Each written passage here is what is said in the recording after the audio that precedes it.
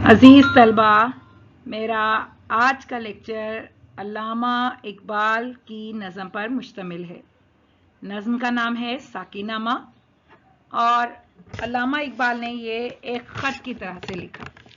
नामा ख़त को कहते हैं और ये नामा जो लिखा गया ये साकी के नाम लिखा गया। साकी किसे कहा गया है?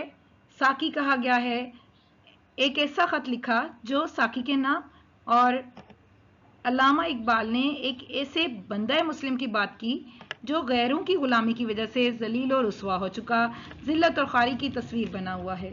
वो अपने आप को नहीं जानता, वो नज़रियाती तौर पर, फ़िक्री तौर पर गुमराहियों में मुब्तला हो चुका हुआ है। अल्लाह और उसके रसूल पर ईमान लाने का दावा तो करता है, अल्लाह की मदद भी चाहता है, हिदायत भी चाहता है, लेकिन खुद अमल नहीं करता। इस नज़्म में दर हकीकत अल्लामा इकबाल ने अल्लाह ताला को साकी कहा है, क्योंकि साकी पिलाने वाले को कहते हैं और इस दुनिया में अल्लाह ताला ही की ज़ात है जो हमें रिस्क देती है, जो हमें खिलाती है, जो हमें पिलाती है। इसके अलावा नज़रिया तौहीद को मार्फत के हकीकी मायनों में जो इस्तेमाल की जाती हैं इस्तिलाहात, उसमें शराब के मायनों में अमूमन शायरी में नज़रिया तौहीद को बयान किया जाता है। इश्क और शौक़ की जब भी बात आती है मस्ती की के इस्तिआरे में उसे इस्तेमाल किया जाता है। तो दर हकीकत इकबाल की शायरी भी मार्फत के ख़जानों से भरपूर है और इसमें भी हमें यही सारे इस्तिआरे नज़र आते हैं। इकबाल इसमें एक ऐसी नज़रियाती शराब का सवाल करते नज़र आते हैं जिसे पिएं तो अकल से पर दिल पर पड़े हुए पर्दे हट जाएं, कायनात का पता चले, ज़िंदगी के नुक्ते आगाज़ का पता चले, दुनियावी ज़िंदगी की हकीकत आश्कारा हो जाए, मौत का जो मुअम्मा है, एक गुत्थी है जो सुलझती नहीं है, वो हल हो जाए, हमें अपनी खुदी के बारे में पता चले, दुनिया की हैसियत के बारे में पता चले, कौमों के उरूजो ज़वाल के राज हम पर खुल जाएं। और फिर इस नज़्म ही में साकी बड़ी तवज्जो से वो अर्ज़दाश्त सुनता है, फिर तमाम सवालों के तसल्ली बख्श जवाब देता है। इसमें अपनी जो दरख्वास्त थी उसे पेश करने के लिए इकबाल ने एक ख़ास फितरी माहौल बनाया है, एक खूबसूरत पस मंज़र बनाया है। हम बात करेंगे नज़्म पर, लेकिन इससे पहले अल्लामा इकबाल के मुख्तसर हालात ज़िंदगी पर नज़्म के हवाले से उनके तर्ज़ कलाम की खसूसियात पर बात करेंगे और उसके बाद नज़्म की जानिब बढ़ेंगे।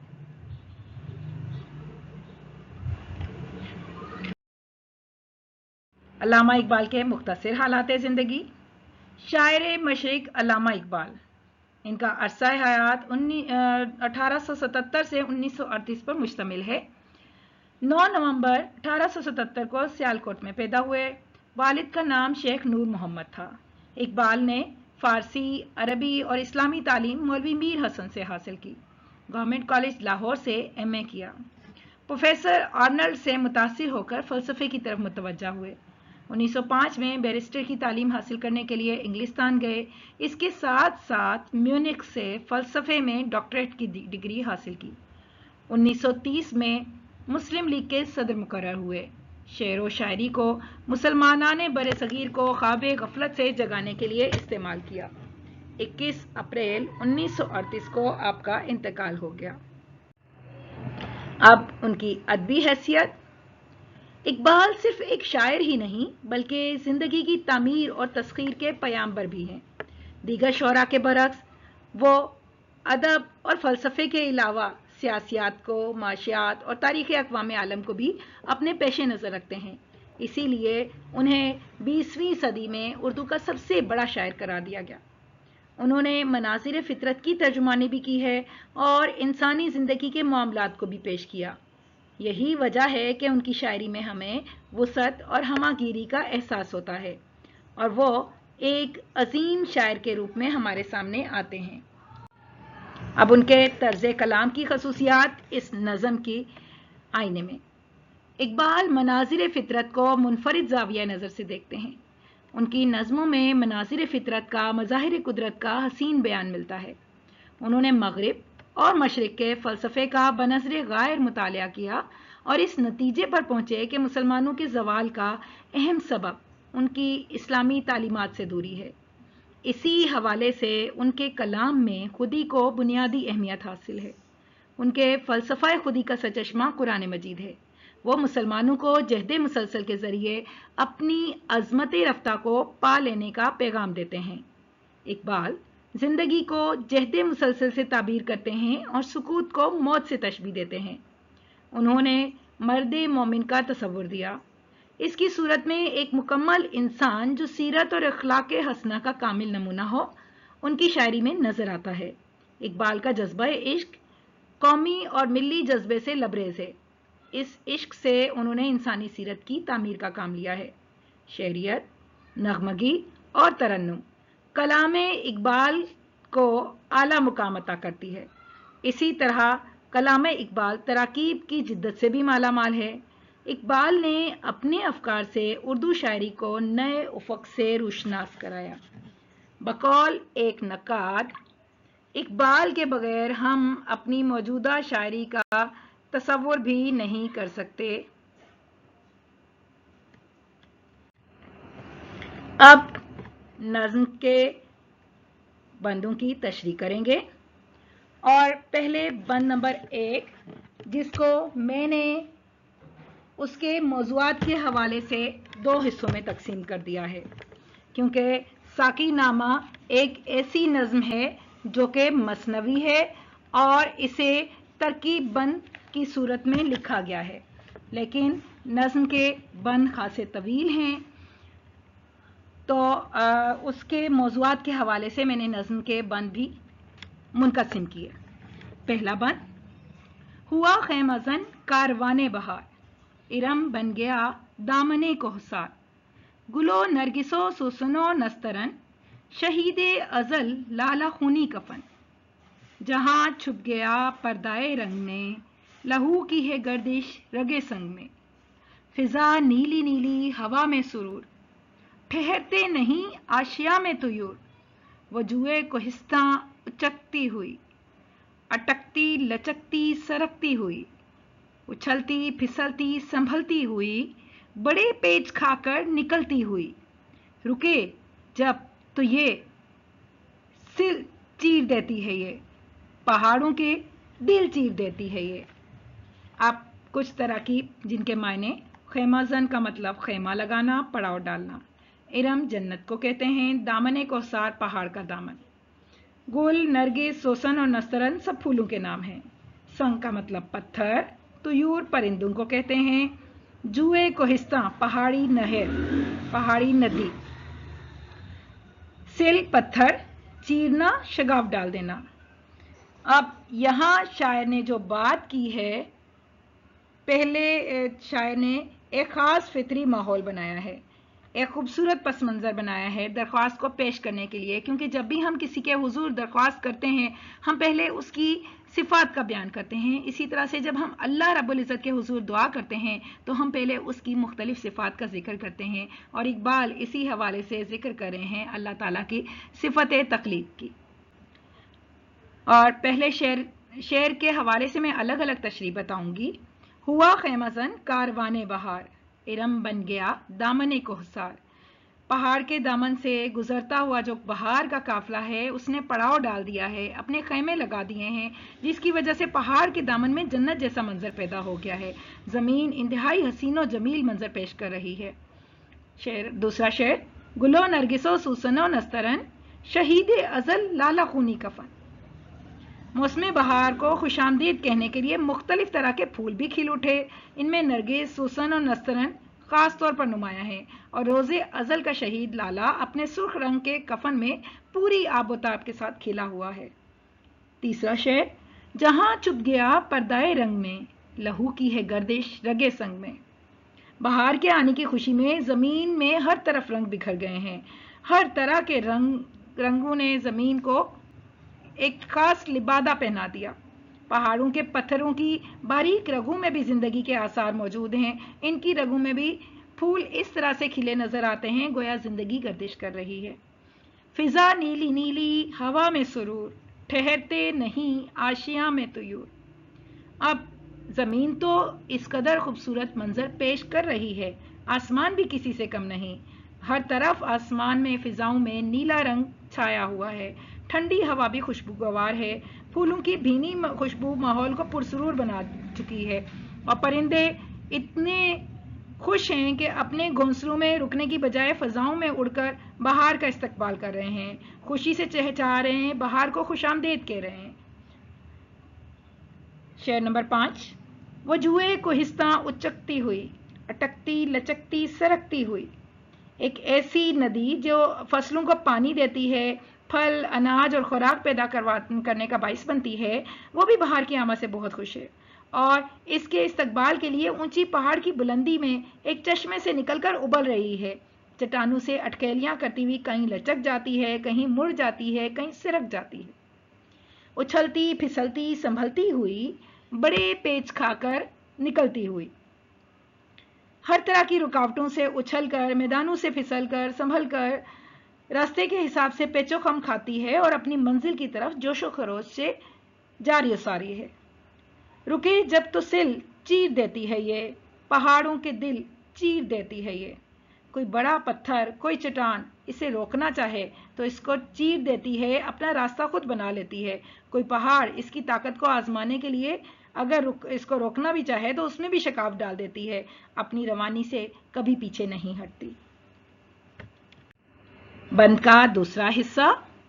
ذرا دیکھ اے ساقیے لالا فام، سناتی ہے یہ زندگی کا پیام، پلا دے مجھے وہ مے پردہ سوز کہ آتی نہیں یہ فصل گل روز روز، وہ میں جس سے روشن ضمیر حیات، وہ میں جس سے ہے مستی کائنات، وہ میں جس میں سوز و ساز ازل، وہ میں جس سے کھلتا ہے راز ازل، اٹھا ساقیہ پردہ اس راز سے، لڑا دے ممولے کو شہباز سے۔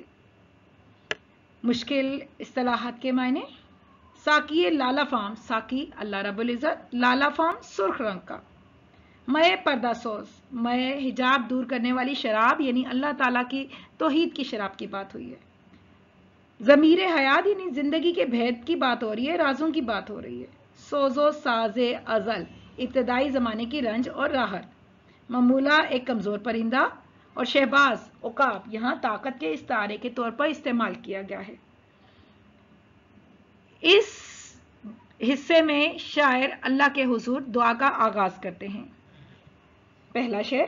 ذرا دیکھ اے ساقیے لالا فام، سناتی ہے یہ زندگی کا پیام، اے میرے رب کریم، اے میرے ساقی، ذرا دیکھ یہ بہار کا خوبصورت موسم، سرسبز پہاڑ، یہ ندی، یہ خوبصورت فضا، یہ سب مل کر ایک جاندار شاندار زندگی کا پیغام دے رہے ہیں، اور اے رب کریم تو نے بھی ہر طرف فضا میں بہار کے خوبصورت رنگ بکھیر رکھے ہیں، پلا دے مجھے وہ مے پردہ سوز کہ آتی نہیں یہ فصل گل روز روز۔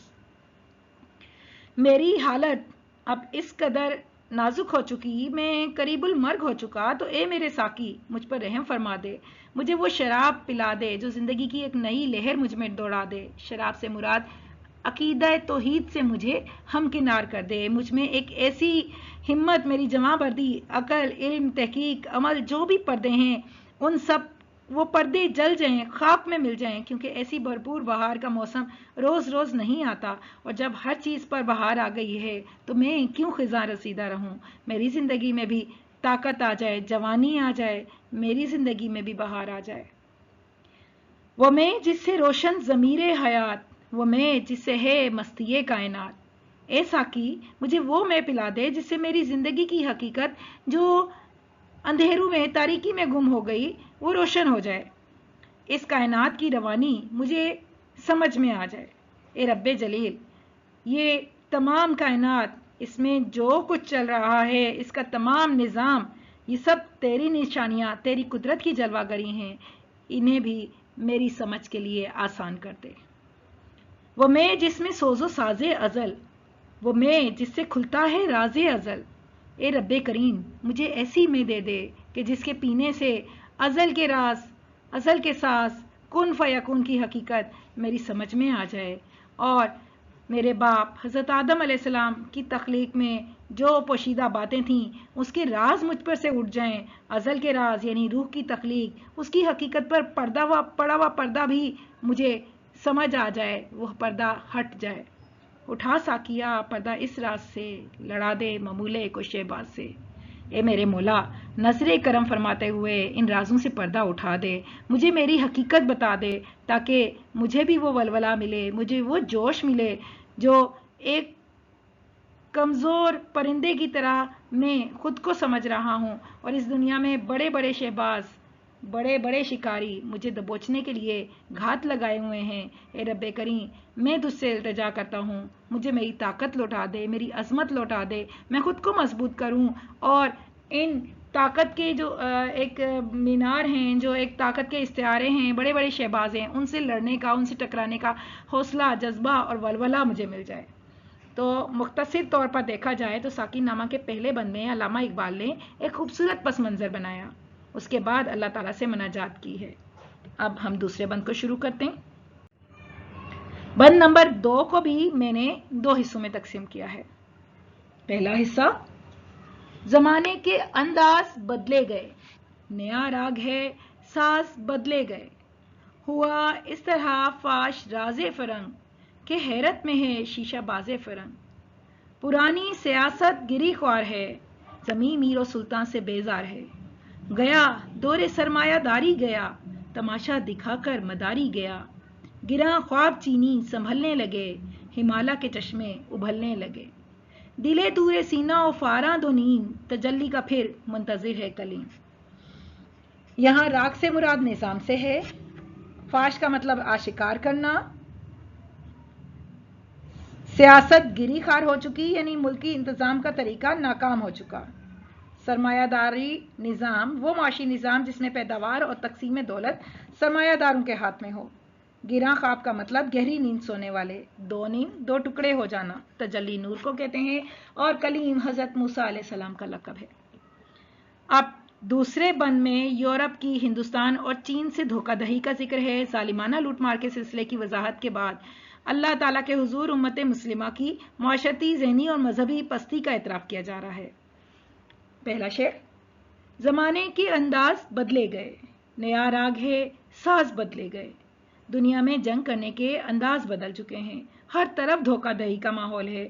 اور اقبال کے زمانے کے حوالے سے بات کریں تو علامہ اقبال اپنی گزشتہ صدی کے حوالے سے کہتے ہیں کہ ایسٹ انڈیا کمپنی نے بھی کاروبار کا راگ الاپا تھا، ہندوستان میں آئی تھی، لیکن اپنی مکاری کے ذریعے اسلحہ، فوج کو، ساز و سامان اور یہ ساری چیزیں اپنے ساحلوں پر جمع کرتی رہی، جہاں اس نے اپنی کمپنی کی کوٹھیاں بنائی تھیں۔ اس نے چالاکی اور عیاری سے پورے ہندوستان کو غلام بنا لیا اور ایک عرصے تک اس خطے کی دولت کو لوٹتے رہے۔ دوسرا شعر، ہوا اس طرح فاش راز فرنگ کہ حیرت میں ہے شیشہ باز فرنگ۔ فرنگ یعنی انگریزوں کا یہ جو بنایا ہوا سیاسی نظام تھا، اس کی آڑ میں سیکولر نظام، معاشی نظام کے پردے میں سرمایہ داری، بینکنگ، سماجی نظام اور حقوق نسواں کی آڑ میں فیشن، کاسمیٹک انڈسٹری، یہ سب لوٹ مار کے طریقے ہیں، اور یہ سب راز اب فاش ہو چکے۔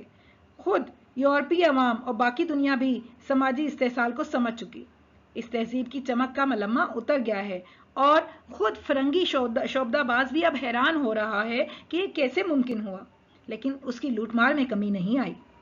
تیسرا شعر، پرانی سیاست گری خوار ہے، زمین میر و سلطان سے بیزار ہے۔ مغربی تہذیب و تمدن کی الغار تو ہے، اور اس کی وجہ سے پرانے سیاسی نظام ختم ہو رہے ہیں، روایتی طرز حکومت اور ایک ملکی انتظام چلانے کا جو قدیم طریقہ تھا وہ ختم ہو چکا، اب بدل چکا، جمہوریت کا دور دورہ ہے۔ زمین کے لوگ بادشاہوں سے، امیروں سے خوش نہیں ہیں، انہیں ختم کرنا چاہ رہے ہیں، عوامی حکومت کا نعرہ لگا رہے ہیں۔ گیا دور سرمایہ داری گیا، تماشا دکھا کر مداری گیا۔ سرمایہ دارانہ نظام کی بات ہے، ایسا معاشی نظام جس میں پیداوار کے ذرائع، تقسیم دولت کے ذرائع حکومت کے پاس نہیں ہوتے، سرمایہ داروں کے قبضے میں ہوتے ہیں۔ یہ سود کے ذریعے بینکنگ سسٹم کے بلبوتے پر پروان چڑھتا ہے اور پورا بوجھ اشیاء کی قیمتوں میں شامل کر کے غریب عوام پر ڈال دیتے ہیں۔ سودی نظام کے ذریعے مہنگائی ہوتی ہے، افراط زر ہوتا ہے، اور ایک شیطانی چکر چلتا رہتا ہے، یعنی عوام شدید محنت کرتے ہیں اور صرف جی سکتے ہیں، جبکہ ان کے خون پسینے کی کمائی کا بڑا حصہ غیر محسوس طریقے سے سرمایہ داروں اور سود خوروں کی جیبوں میں چلا جاتا ہے، اور اسی پیسے کے بلبوتے پر وہ سرمایہ داران الیکشن جیتتے ہیں، ایوان حکومت میں آ جاتے ہیں، قانون بناتے ہیں، اور اقبال کے مطابق بدترین ظلم کا یہ نظام زیادہ عرصے چلنے والا نہیں۔ اگلا شعر، گراں خواب چینی سنبھلنے لگے، ہمالیہ کے چشمے ابلنے لگے۔ اب بات ہو رہی ہے چینی لوگوں کی، چین کے لوگوں کی. تو یہاں بات ہو رہی ہے کس طرح سے کہ وہ کیوں خواب میں گرفتار تھے، کیوں غفلت کی نیند سوئے ہوئے تھے، گہری نیند سوئے ہوئے تھے. حقیقت یہ تھی کہ 19ویں صدی تک کاروبار بارٹر سسٹم کی بنیاد پر ہوتا تھا. چین کا یہ اصول تھا کہ وہ بین الاقوامی تجارت چاندی کے بدلے کرتے تھے. اسی کی وجہ سے یورپ میں جب چاندی ختم ہونے لگی تو یورپ نے انہیں قائل کر لیا کہ وہ چاندی کی بجائے کسی اور جنس میں یعنی کپاس، چائے، چاول یا گندم میں لین دین کر لیا کریں. پھر زیادہ تر تجارت میں یورپ چائے دیتا، اس کے بدلے چین سے ریشم، جڑی بوٹیاں اور مسالہ جات لیتا. اور اس نے ایک مکاری کے ذریعے کیا شروع کیا کہ چائے میں افیون ملا دی، جس کی وجہ سے چین کے لوگ سارے افیون ملی چائے پینے سے نشے کے عادی ہو گئے. اور اس طلب میں جب اضافہ ہونے لگا تو یورپ نے اس کی قدر کو بڑھا دیا اور اس کے بدلے چین سے زیادہ مال لینے لگا. لالچی یورپ نے اپنے مفادات کی خاطر یہ بھی ظلم کیا کہ چینیوں کو تقریباً 100 سال تک افیم کا کھلا کر نشے میں سلائے رکھا. چین میں پچھلی صدی میں 2 بار یورپ سے بڑی بڑی جنگیں ہوئیں، ایک بیداری کی لہر کے نتیجے میں. تب کہیں یورپ سے چین نے جان چھڑائی. اقبال نے بیداری کی اس تحریک کو کوہ ہمالیہ سے فکر و عمل کے نئے چشمے جاری ہونے سے تشبیہ دی ہے اور گویا یہاں استعارہ استعمال کیا گیا ہے. دلے تورے سینہ و فاراں دو نیم، تجلی کا پھر منتظر ہے کلیم. اے رب کریم، ان حالات میں ظالموں کے ہاتھوں ہم بے بس ہو چکے، ہم لاچار ہو چکے.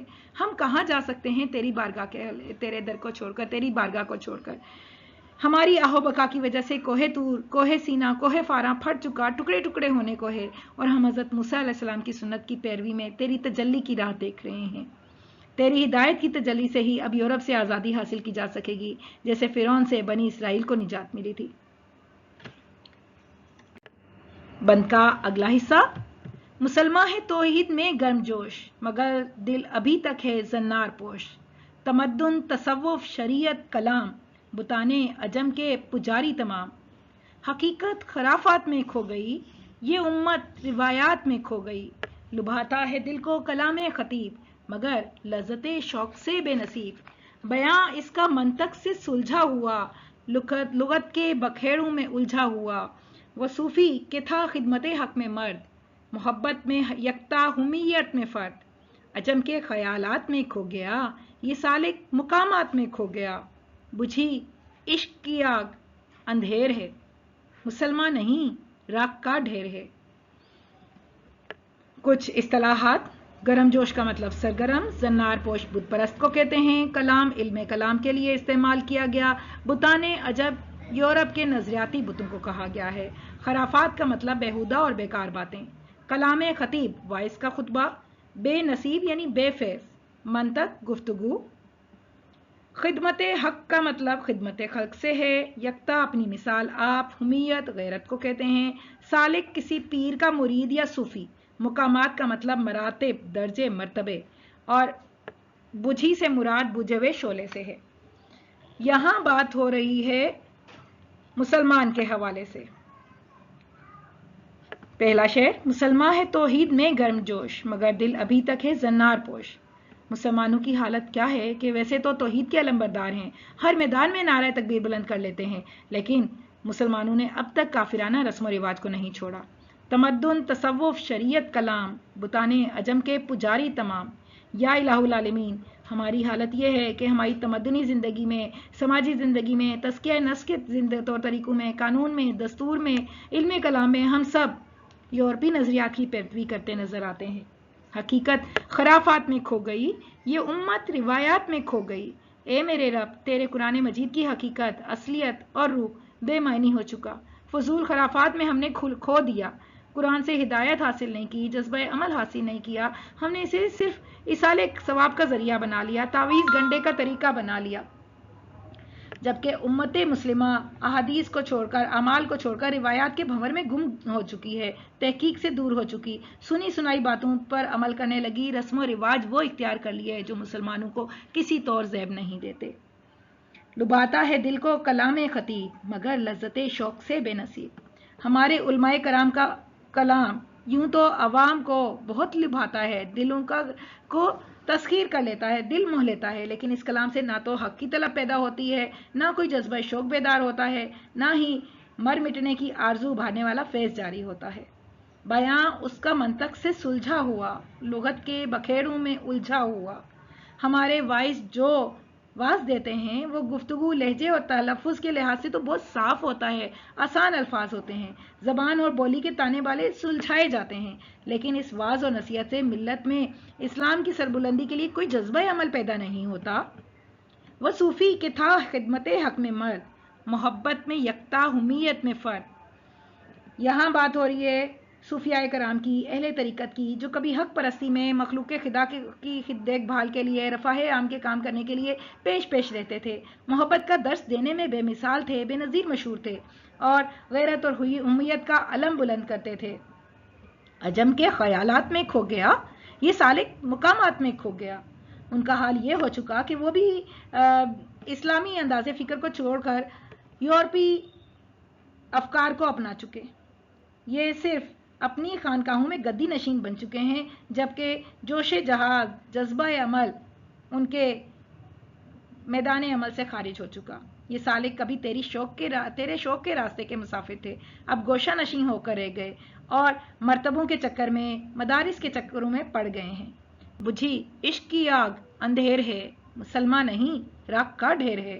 مسلمانوں کے دلوں سے محبت الہی کے جوش کا شعلہ بجھ چکا، نتیجہ یہ نکلا کہ یہ امت ہدایت کی روشنی سے محروم ہو چکی ہے، اب راکھ کے ڈھیر کے سوا کچھ باقی نہیں رہا، عشق کی کوئی چنگاری موجود نہیں، اور یہ امت تاریکی میں کھو چکی، بھٹک رہی ہے۔ علامہ اقبال نے ساقی نامہ کے دوسرے بند میں یورپ کی، ہندوستان اور چین سے دھوکہ دہی کی بات کی، لوٹ مار کی وضاحت کی، پھر اللہ تعالیٰ کے حضور امت مسلمہ کی ابتر حالت کا اعتراف کیا اور امت کی ترقی اور سربلندی کے لیے دعائیں مانگی ہیں۔ ساقی نامہ کا تیسرا بند اور اس کے بھی دو حصے۔ شراب کہن پھر پلا ساقیا، وہی جام گردش میں لا ساقیا۔ مجھے عشق کے پر لگا کر اڑا، میری خاک جگنو بنا کر اڑا، خرد کو غلامی سے آزاد کر، جوانوں کو پیروں کا استاد کر۔ ہری شاخ ملت تیرے دم سے ہے، نفس اس بدن میں تیرے دم سے ہے، تڑپنے پھڑکنے کی توفیق دے، دلے مرتضیٰ سوزے صدیق دے، جگر سے وہی تیر پھر پار کر، تمنا کو سینوں میں بیدار کر۔ تیرے آسمانوں کے تاروں کی خیر، زمینوں کے شب زندہ داروں کی خیر، جوانوں کو سوزے جگر بخش دے، میرا عشق میری نظر بخش دے، میری ناؤ گرداب سے پار کر، یہ ثابت ہے تو اس کو سیار کر۔ اب اصطلاحات کی وضاحت۔ شراب کہن پرانی شراب، لا الہ الا اللہ کی پرانی شراب کی بات کی گئی ہے۔ جام گردش میں لانا، بار بار پیالہ بھر کر دینا۔ خرد عقل کو، سمجھ کو کہا گیا ہے۔ پیروں کا مطلب بوڑھے اور ضعیف لوگوں سے ہے۔ دم کا مطلب وجود، سانس کا مطلب نفس۔ زندہ دار کا مطلب بیدار، سوزے جگر معرفت حق۔ گرداب کہتے ہیں منجدھار کو، ثابت رک جانے والا، سیار گردش میں رہنے والا۔ تیسرے بند میں شاعر نے دنیاوی پستی اور ذلت سے نجات کے لیے اللہ تعالیٰ کی بارگاہ میں دعائیں کی ہیں، التجائیں کی ہیں، اللہ کی ذات پر اپنے غیر متزلزل یقین اور ایمان کا اظہار کیا ہے، اور یہی دولت ایمان و یقین پوری امت کے لیے طلب کی ہے۔ پہلا شعر: شراب کہن پھر پلا ساقیا، وہی جام گردش میں لا ساقیا۔ یا الہ العالمین، ہمیں لا الہ الا اللہ کی پرانی اور خالص شراب پلا دے، توحید کا وہی جام امت مسلمہ کے درمیان گردش میں لے آ، جو پہلے اسلام کے ابتدائی دور میں نبی پاک صلی اللہ علیہ وسلم کے ہاتھوں صحابہ کرام کو پلایا گیا تھا۔ مجھے عشق کے پر لگا کر اڑا، میری خاک جگنو بنا کر اڑا۔ وہ جام کہ جس کو پینے سے ہمیں عشق رسول صلی اللہ علیہ وسلم کے وہ پر عطا ہوں جو صحابہ کرام کو عنایت ہوئے تھے، جس سے انہوں نے اڑان بھری تھی اور تیرے دین کا سلسلہ پوری دنیا میں پھیلا دیا۔ ہماری خاک کو، ہماری مٹی کو بھی ایسا ہی جگنو بنا دے جس سے نبی کریم صلی اللہ علیہ وسلم کے پروانوں نے جگنو بن کر دینی اور دنیاوی علم کی روشنی سے پوری زمین کو منور کر دیا تھا۔ خرد کو غلامی سے آزاد کر، جوانوں کو پیروں کا استاد کر۔ جیسے عرب کے جوان عقل کی غلامی سے آزاد ہو گئے تھے، دنیا کے معلم بن گئے تھے، ایسے ہی یا الہ العالمین ہمارے نوجوانوں کو بھی باطل نظریات سے آزاد کر دے، بوڑھوں کے لیے، بزرگوں کے لیے استاد بنا دے، وہ اپنے بزرگوں کے فرسودہ نظریات کو چھوڑ دیں، تیری توحید کے علمبردار بن جائیں اور بزرگ ان کی پیروی کرنے لگیں۔ ہری شاخ ملت تیرے دم سے ہے، نفس اس بدن میں تیرے دم سے ہے۔ یا الہ العالمین، ملت اسلامیہ کا ایک اگر اس کو درخت کی طرح سے لیا جائے، اس کی شاخیں صرف توحید کے پانی سے ہری رہ سکتی ہیں، یہ شاخیں بھی اب تمنا کر رہی ہیں کہ اگر ان کو تیرے عشق کا پانی نہ ملا تو یہ درخت ختم ہو جائے گا۔ یا الہ العالمین، اس درخت کی آبیاری فرما، اس ملت کے جسم میں اپنے عشق کی جان ڈال دے، اسے پھر سے ہرا کر دے، تڑپنے پھڑکنے کی توفیق دے، دل مرتضیٰ سوز صدیق دے۔ اے میرے رب، ہمیں مولا حضرت علی المرتضیٰ جیسا دل عطا فرما، ہم تیرے دین کی خاطر بڑی سے بڑی باطل قوتوں سے ٹکرا جائیں۔ ہمیں حضرت ابو بکر صدیق جیسا سوز عطا فرما کہ ہم صرف اور صرف تیرے دین کی سربلندی کے لیے مشکل اور دلیرانہ فیصلے کر سکیں۔ جگر سے وہی تیر پھر پار کر، تمنا کو سینوں میں بیدار کر۔ عشق اور مستی کے جو تیر صحابہ کرام کے دلوں پر پیوست ہوئے تھے، ان کے سینوں میں نور حق کی شمع روشن ہو گئی تھی۔ آج ہمیں انہی تیروں کی ضرورت ہے کہ وہ ہمارے جگر سے بھی پار ہو جائیں، جن سے ہمارے دلوں میں تیری محبت پیدا ہو جائے اور ہم رسول اللہ صلی اللہ علیہ وسلم کی امت کو دنیا بھر میں سر بلند کرنے کے لیے تیار ہو جائیں۔ تیرے آسمانوں کے تاروں کی خیر، زمینوں کے شب زندہ داروں کی خیر۔ اے الہ العالمین، رسول خدا صلی اللہ علیہ وسلم کے صحابہ تیرے آسمانوں کے ستارے ہیں، وہ ہمیشہ تابندہ رہیں گے۔ یا الہ العالمین، ان ستاروں کی روشنی میں رات کی تاریکی میں جاگ کر تجھ سے لو لگانے والے ہیں، ان کو بھلائی عطا فرما دے۔ جوانوں کو سوزے جگر بخش دے، میرا عشق میری نظر بخش دے۔ یا الہ العالمین، وہ جو نوجوان دن رات محنت سے خائف ہیں، انہیں اس کی عادت ڈال دے، انہیں توفیق دے دے کہ وہ جگر کے خون کو جلا کر تیری امت کی عظمت کے لیے مشقت کریں۔ اس عظیم مقصد کے لیے مجھے جو تو نے عشق عطا کیا، مجھے جو ایک دور بینی کی نظر عطا کی، دور اندیشی کی نظر عطا کی، وہی عشق وہی نظر میری قوم کے سب نوجوانوں کو دے دے، تاکہ وہ بھی دل و جان سے اسلام کی سربلندی کے لیے روز و شب انتھک محنت کریں۔ میری ناؤ گرداب سے پار کر، یہ ثابت ہے تو اس کو سیار کر۔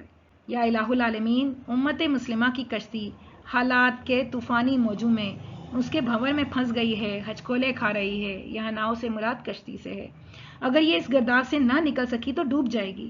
اس کشتی کو سیلاب سے نکال دے، اپنی کھوئی ہوئی منزل کی طرف روانہ کر دے۔ نظم کا بند نمبر 3 کا اگلا حصہ۔ بتا مجھ کو اسرار مرگ و حیات، کہ تیری نگاہوں میں ہے کائنات۔ میرے دیدہ تر کی بے خوابیاں، میرے دل کی پوشیدہ بے تابیاں، میرے نالا نیم شب کا نیاز، میری خلوت و انجمن کا گداز۔ امنگیں میری، آرزوئیں میری، امیدیں میری، جستجوئیں میری، میری فطرت آئینہ روزگار، غزالان افکار کا مرغزار۔ میرا دل میری رزمگاہ حیات، گمانوں کے لشکر یقین کا ثبات۔ یہی کچھ ہے ساقی متاع فقیر، اسی سے فقیری میں ہوں میں امیر۔ میرے قافلے میں لٹا دے اسے، لٹا دے ٹھکانے لگا دے اسے۔ اسرار راز کو کہتے ہیں، مرگ و حیات موت و زندگی، پوشیدہ چھپی ہوئی نالہ نیم شب وہ فریاد جو آدھی رات کو کی جائے، خلوت تنہائی کو کہتے ہیں۔ انجمن کا مطلب محفل سے ہے، گداز نرمی کو کہا جاتا ہے، روزگار دنیا کو کہا ہے، غزالان ہرن کے بچے، افکار اندیشے، مرغزار سبزہ زار، رزم گاہ حیات جنگ کا میدان، زندگی کی جنگ کا میدان، گمان شبے کو کہتے ہیں، ثبات مضبوطی کو کہتے ہیں۔ اب یہاں شاعر بات کر رہے ہیں دعاؤں کے بعد اقبال سے اللہ تعالیٰ سے سوال کر رہے ہیں۔ کائنات کے بھیدوں کو جاننے والے، مجھ کو زندگی کی حقیقت اور موت کا راز بتا دے۔ یہ پہلے شعر میں انہوں نے اسرار مرگ و حیات کہا۔ دوسرا شعر، میرے دیدہ تر کی بے تابیاں، میرے دل کی پوشیدہ بے تابیاں۔ رب کائنات کے حضور گڑ گڑانے کے سلسلے کو جاری رکھتے ہوئے کہتے ہیں کہ میں رات بھر جاگتا ہوں، میری آنکھیں آنسوں سے تر رہتی ہیں، میرے دل میں بے تابیاں چھپی ہوئی ہیں، میں امت کے دکھ اور تکلیف کی وجہ سے بے قرار ہوتا رہتا ہوں، تڑپتا رہتا ہوں۔ میرے نالائے نیم شب کا نیاز، میری خلوت و انجمن کا گداز۔ آدھی رات کو تیرے حضور فریاد کرتا ہوں، گریہ وزاری کرتا ہوں، آہو بکا کرتا ہوں، اپنی انکساری، عاجزی اور مسکینی محفل میں ہو یا تنہائی میں تیرے ہی سامنے پیش کرتا ہوں۔ ہر وقت کے غموں نے میرے دل کو نرم کر دیا، اس میں ملائمت پیدا کر دی ہے۔ امنگیں میری، آرزوئیں میری، امیدیں میری، جستجوئیں میری۔ میں اپنے دل میں بہت ساری خواہشات کو، تمناؤں کو چھپائے ہوئے ہوں، بے پناہ آرزویں پالتا رہتا ہوں جن کے پورا ہونے کے لیے میں تجھ سے ہر دم منت کرتا ہوں، سماجت کرتا ہوں، خوشامد کرتا ہوں۔ یا الہ العالمین، تجھ سے میری بہت سی امیدیں وابستہ ہیں۔ میری فطرت میں آئینہ روزگار، غزالان افکار کا مرکزات۔ یا الہ العالمین، میرا ذہن تیری فطرت کا آئینہ دار ہے جس کے ہرے بھرے سبزہ زار میں تفکرات، اندیشے ہرن کے شوخ و چنچل بچوں کی طرح ناز و انداز کی چال میں اٹکیلیاں بھرتے ہوئے پھرتے ہیں۔ میرا دل میری رزمگاہ حیات، گمانوں کے لشکر، یقین کا ثبات۔ یہ میرے پیارے رب، میرا دل ہی میری زندگی میں میدان جنگ بن گیا۔ اس میں شکوک و شبہات کے بڑے بڑے لشکر مجھ پر حملہ کر رہے ہیں۔ میں پریشانیوں میں مبتلا ہو چکا، مگر مجھے تیری ذات پر یقین ہے، میرا ایمان غیر متزلزل ہے کہ ضرور تو اس امت کو بھولا ہوا سبق یاد دلا دے گا۔ یہی کچھ ہے ساقی متاع فقیر، اسی سے فقیری میں ہوں میں امیر۔ اے میرے ساقی، اے رب کریم، یہ ایمان، یہ یقین ہی اس فقیر کی کل متاع حیات ہے۔ میں اس یقین کے ثبات ہی کی وجہ سے غریبی میں بھی دولت مند ہوں۔ میرے قافلے میں لٹا دے اسے، لٹا دے ٹھکانے لگا دے اسے۔ اے رب العزت، میرے اس یقین، اس ایمان کی کل دولت کو مسلمانوں کے قافلے میں لٹا دے۔ اس دولت کا اصل ٹھکانہ مسلمانوں کا دل ہے۔ اقبال کی یہ سب دعائیں رقت آمیز ہیں، جذبات سے بھرپور ہیں۔ یہاں خاص طور پر قابل غور بات ہے کہ جس چیز کی امت مسلمہ کو سب سے زیادہ ضرورت ہے، یقین کی، ایمان کی دولت، جس کی کمی کی وجہ سے آج ہم ذلت کا شکار ہو چکے، رسوا ہو چکے، اور یقین اور ایمان کی دولت اگر ہمیں مل جائے تو ہماری کایا پلٹ سکتی ہے۔ نظم کا چوتھا بند دعا کی قبولیت سے متعلق ہے۔ علامہ اقبال نے ساقی یعنی الہ العالمین اللہ رب العزت کے حضور جو دعا کی، اس کے جواب میں اللہ کی طرف سے جو پہلا جام عطا کیا گیا وہ زندگی کے حقیقت کے پردے چاک کر دینے والا ہے۔ انسان سب سے زیادہ زندگی کے متعلق سوچتا ہے، موت سے ڈرتا ہے۔ یہ جام انسان کی زندگی سے بیجا محبت اور موت کا خوف دور کر کے اسے سکون بخش کیفیت سے ہمکنار کر دے گا۔ تو بند نمبر 4 کا پہلا حصہ۔ دمادم رواں ہے یم زندگی، ہر ایک شے سے پیدا رم زندگی۔ اسی سے ہوئی ہے بدن کو نمود، کہ شعلے میں پوشیدہ ہے موج دود۔ گراں گرچہ ہے صحبت آب و گل، خوشائی اسے محنت آب و گل۔ یہ ثابت بھی ہے اور سیار بھی، عناصر کے پھندوں سے بیزار بھی۔ یہ وحدت ہے کثرت میں ہر دم اسیر، مگر ہر کہیں بے چگوں بے نظیر۔ یہ عالم یہ بت خانہ شش جہات، اسی نے تراشا ہے یہ سومنات۔ پسند اس کو تکرار کی خو نہیں، کہ تو میں نہیں اور میں تو نہیں۔ پہلے تراکیب کے معنی۔ دمادم ہر وقت، یم زندگی، یم کا مطلب یہاں پر وجود سے ہے۔ رم زندگی، رمت کا مطلب تیز رفتاری سے ہے۔ نمود پیدائش، دودھ کا مطلب دھواں۔ گراں ناگوار، صحبت ساتھ کو کہتے ہیں، آب اور گل پانی اور مٹی۔ خوش آئی کا مطلب کامیاب بامراد ہونا۔ ثابت غیر متحرک، سیار حرکت میں ہونا۔ عناصر آگ پانی اور ہوا، پھندے جال۔ وحدت یکتائی کو کہتے ہیں، اسیر گرفتار، بے چگوں ناقابل یقین۔ شش جہات 6 سمتیں، تراشنا کاٹ کر بنانا۔ سومنات بہت بڑا بت۔ تکرار اصرار۔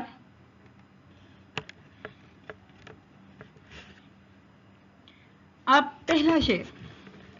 دمادم رواں ہے یم زندگی، ہر ایک شعر سے پیدا رم زندگی۔ اللہ تعالیٰ نے زندگی کے وجود کو ایک دریا کی طرح متواتر، مسلسل جاری و ساری اور طاقتور بنایا ہے۔ زندگی کے بہاؤ میں کوئی رکاوٹ کبھی نہیں آتی۔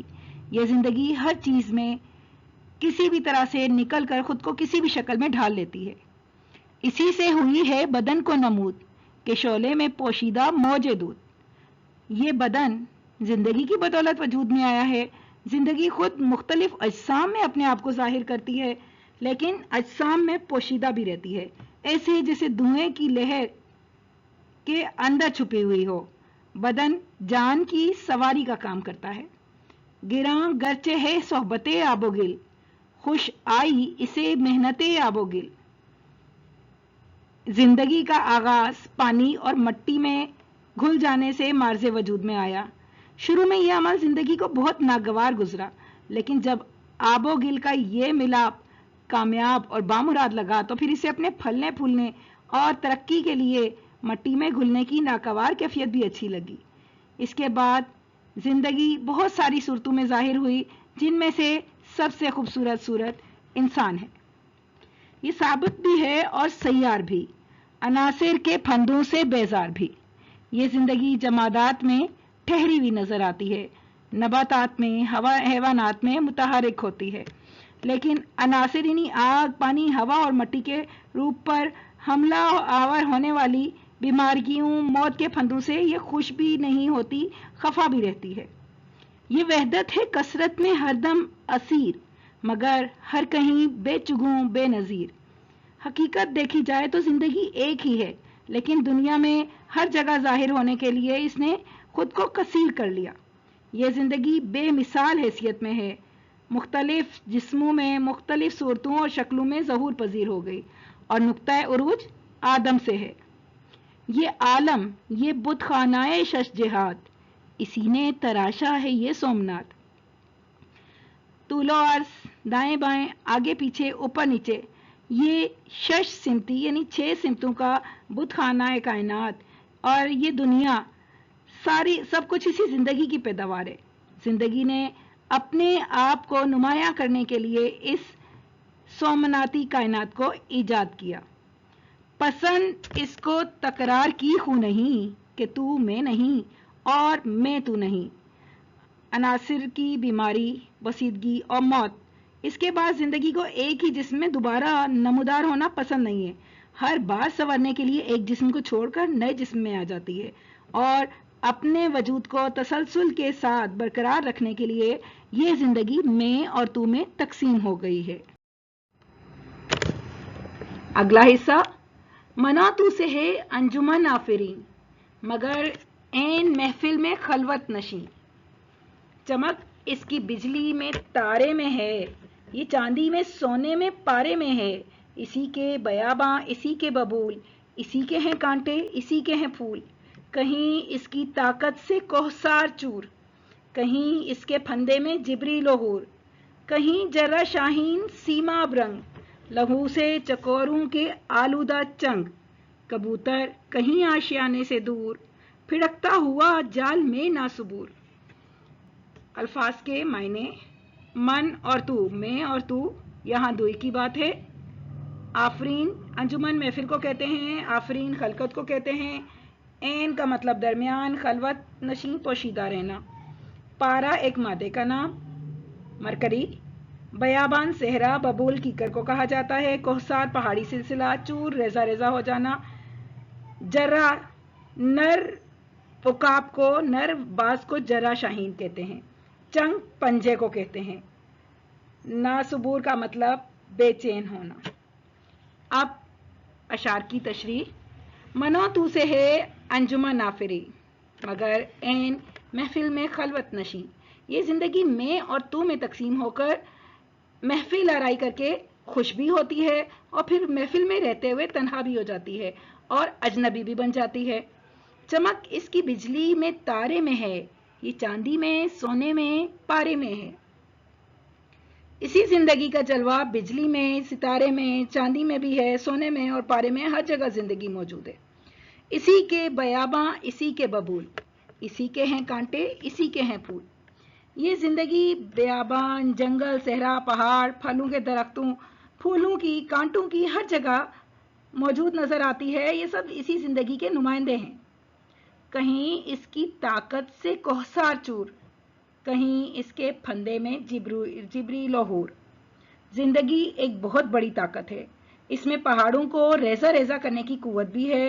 جبرائیل علیہ السلام کو بھی، حوروں کو بھی اپنے پھندے میں گرفتار کر لیتی ہے۔ فرشتوں اور حوروں میں بھی زندگی موجود ہے۔ کہیں جرہ شاہین سیما برنگ، لہو سے چکوروں کے آلودہ چنگ۔ जिंदगी कहीं पारे के रंग जैसे बेकरार शाहीन बनकर अपने शिकार पर झपटती है और कहीं चकोरों के सुर्ख रंग के पंजों में होती है, जिन्हें जो सुर्खी उस वक्त इख्तियार करते हैं जब चकोर दूसरे जानवरों का शिकार करके अपने पंजे खून आलूद कर लें। यानी जिंदगी अपनी ही जात में ताकत का मुकाबला करती और कराती है। अगर कोई मजबूत हो तो खुद को कायम रख पाता है और कमजोर बचें तो वह दूसरों के रहमो करम पर होते हैं। कबूतर कहीं आशियाने से दूर फिड़कता हुआ जाल में नासुबूर। ये जिंदगी कहीं अपने आशियाने से दूर एक नाजुक कबूतर के रूप में किसी जालिम शिकारी के जाल में फंस रही होती है। यानी यहाँ बात हो रही है, ये बतौर इस्तिआरा कौम के लिए है कि जो कौम अपने असलाफ से, अपने बुजुर्गों से रिश्ता कमज़ोर कर लेती है, अपनी असलियत से बेखबर हो जाए, तो दूसरी कौमें उसे अपनी तहजीब व तमद्दुन के जाल में गिरफ्तार कर लेती हैं। यानी अनासिर की तरकीब से बना हुआ ये जिस्म आर्जी है और फ़ानी है और जिंदगी के मुकाबले में जिस्म की हैसियत कमतर है।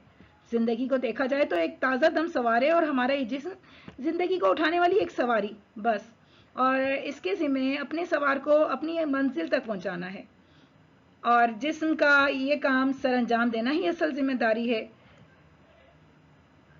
अब यहाँ जिंदगी को मज़ीद खूबसूरत बनाकर, संवार कर, अखलाकी, इल्मी और साइंसी लिहाज से तरक्की और इजाफा करके हजरत इंसान उसे अगली मंजिल तक पहुंचा देना चाहता है।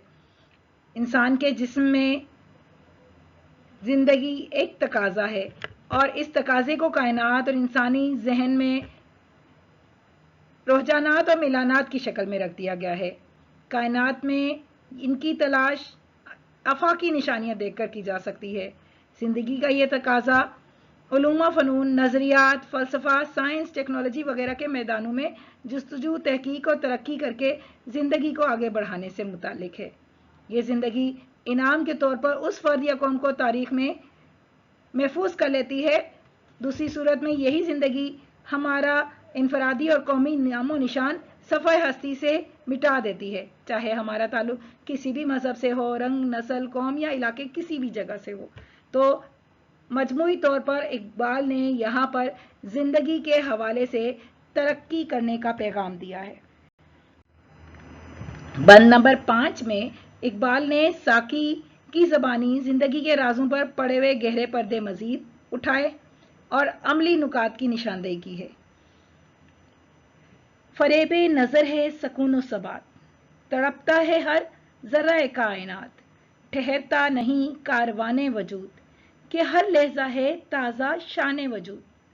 समझता है तू राज है जिंदगी, फ़कत ज़ौक़ परवाज है जिंदगी, बहुत इसने देखे हैं पस्तो बुलंद, सफ़र इसको मंजिल से बढ़कर पसंद। सफ़र जिंदगी के लिए बरगोसाज, सफ़र है हकीकत हज़र है मजाज। उलझकर सुलझने में लज्जत इसे, तड़पने फिड़कने में राहत इसे, हुआ जब इसे सामना मौत का, कठिन था बड़ा थामना मौत का। उतर कर जहाने मकाफात में, रही जिंदगी मौत की घाट में। फरेबे नज़र, नज़र का धोखा। सबात का मतलब इत्मीनान। कारवाने वजूद, कायनात का काफिला। लहजा, लम्हा। पस्तो बुलंद, नशेबो फराज। बरगो साज यहाँ असबाब के लिए इस्तेमाल हुआ है, यानी लाजिम व मलजूम। हजर का मतलब रुक जाना। जहाने मकाफात, मकाफात बदले की दुनिया। घात का मतलब शिकार में होना। अब इस बंद की तरफ बढ़ते हैं। फरेबे नजर है सकूनो सबात, तड़पता है हर जर्रा कायनात। इस आफाक और इस दुनिया में जो सुकून और ठहराव है, ये दर हकीकत नजर का धोखा है। हकीकत यह है कि कायनात का जर्रा जर्रा सफर में है। बाज़ हालात में ये ज़र्रात अजसाम की सूरत में हरकत में नजर आते हैं, कहीं ये रुके हुए ठहरे हुए नजर आते हैं, लेकिन हर जर्रा कायनात, चांद, सूरज, सितारे, ठहराव किसी में मौजूद नहीं। ठहरता नहीं कारवाने वजूद, कि हर लहजा है ताज़ा शान वजूद। वजूद का ये काफिला एक लम्हा भर नहीं रुकता, हर चीज़ अपने मदार में गर्दिश कर रही है। वजूद की आन बान यही है कि अपने सफ़र के ज़रिए ही खुद को ताज़ा दम करता है, मुसलसल हरकत में रहता है तो ये ताज़ा दम रहता है। समझता है तू राज है ज़िंदगी, फ़कत ज़ौक़ परवाज़ है ज़िंदगी। यहाँ अल्लाह रब्बुल इज़्ज़त की तरफ से हज़रत इंसान से मुखातिब होकर कहा जा रहा है कि अगर तुम समझते हो कि ज़िंदगी राज है तो समझ लो कि ज़िंदगी सिर्फ़ और सिर्फ ऊंची से ऊंची उड़ान भरने का, शौक़ का, जज्बे का नाम है। जो कौमें, जो अफराद आगे बढ़ना चाहते हैं वही दुनिया में सरबुलंद होते हैं, और वो लोग जिनके बाजू भी हों, जिनके पर भी हों, लेकिन जो ऊंचा उड़ना ही ना चाहें वो थक हार कर गिर जाते हैं और दूसरों का शिकार बन जाते हैं। बहुत इसने देखे हैं पस्तो बुलंद, सफ़र इसको मंजिल से बढ़कर पसंद। ज़िंदगी और वक्त एक साथ हुए बने। ज़िंदगी ने लोगों को, अक़वाम को नशेबो फराज में देखा, लेकिन ये रुकती नहीं, ना ही रुकने वालों का साथ देती है। बस तरक्की के सफ़र में आगे से आगे बढ़ती जाती है, जो रुक जाए उसे छोड़ देती है। कोई मंजिल इसके लिए रुकावट नहीं बन सकती। जो लोग भी ज़िंदगी के इस रवैये को अपना लें वही कामयाब करार पाते हैं। सफ़र ज़िंदगी के लिए बरगो साज, सफ़र है हकीकत, हज़र है मजाज। सफ़र की बात हुई, मुसाफिरत की, सयाहत की और नस्बुलैन की। ये सारी तलब वही एक साज है कि जिससे ज़िंदगी खुशी और अमन के नगमे बखेरती है। जबकि एक जगह रुक गए तो धोखा और मौत से बढ़कर कुछ नहीं। जो फ़र्द या कौम अपनी इस्लाह और बेहतरी का सफ़र रोक दे वो एक ज़िंदा लाश की तरह से है जो दूसरों के रहमो करम पर हो और उसकी कोई अपनी हैसियत ना हो। उलझ कर सुलझने में लज्जत इसे, तड़पने फिड़कने में राहत इसे। ज़िंदगी मुश्किल पसंद है, उलझती है, सुलझती है। बाहिम्मत अफराद और कौमें मुश्किलात में, आजमाइशों में मुकाबला करती हैं, जीत जाती हैं। ज़िंदगी को यही चीज़ अच्छी लगती है और ऐसे ही कामयाब लोग दुनिया में आगे बढ़ते हैं जो ऊंची तमन्ना रखते हैं, आला नस्बुलैन रखते हैं। हुआ जब इसे सामना मौत का, कठिन था बड़ा थामना मौत का। ज़िंदगी खुद को कभी भी मौत के हवाले नहीं करती, और जब कभी किसी जिंदा जिस्म में मौत आ जाए ज़िंदगी के खात्मे के लिए तो ये हयात मौत का मुकाबला करती है। मौत उस वक्त बड़ी मुश्किल होती है जब उसे ज़िंदगी से वास्ता पड़ता है। उतर कर जहाने मकाफात में, रही ज़िंदगी मौत की घाट में। मौत बज़ाहिर तो जिस्म को ख़त्म कर देती है, लेकिन अजल के बाद ज़िंदगी इंतकाम लेती है। इस जिस्म से निकलती है, मौत का पीछा शुरू करती है और मौत को शिकार करके एक नई सूरत में किसी नए जिस्म में ज़ाहिर हो जाती है। यानी मौत ज़िंदगी का पीछा बर्दाश्त नहीं कर सकती और ज़िंदगी उसे छोड़ती हुई आगे, रोनती हुई आगे निकल जाती है। बन का अगला हिस्सा, मजाके दुई से बनी जोज जोज, उठी दस्तों को सार से फौज फौज। गुल इस शाख से टूटते भी रहे, इसी शाख से फूटते भी रहे। समझते हैं नादां इसे बेसबात, उभरता है मिट मिट के नक्शे हयात। बड़ी तेज जोला बड़ी जुदरस, अजल से अबद तक रमे यक नफस। ज़माना के ज़ंजीरे अय्याम है, दमों के उलट फेर का नाम है। मजाके दुई का मतलब दो होने का शौक, ज़ौज जोड़ा, दश्त और कौसार जंगल और पहाड़, बेसबात यानी नापायदार, तेज जोला तेज रफ्तार, जूदरस फौरन पहुंचने वाली, रम एक जस्त में, यक नफस तेज रफ्तारी से, सात और घड़ी की बात हो रही है। जंजीर एक तसलसल को कहा है, दम सांस को कहा गया है। अब तशरीह, मजाके दुई से बनी जोज जोज, उठी दस्तों को सार से फौज दर फौज।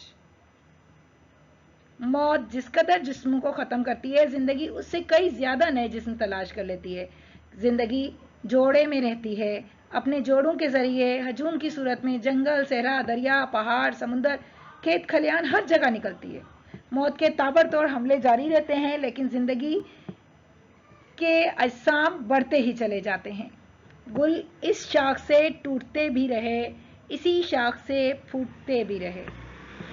زندگی وہ سدا بہار پودا ہے جو کبھی مرجھاتا نہیں, جس کی شاخوں سے پرانے پھول ٹوٹتے ہیں, گرتے ہیں, لیکن نئے پھول بھی نکلتے ہیں, اور وقت کے ساتھ اس کی جڑیں بھی پھلتی پھولتی رہتی ہیں, اور شاخیں کم نہیں ہوتی, پھول اور پھل کم نہیں ہوتے, بلکہ بڑھتے جاتے ہیں.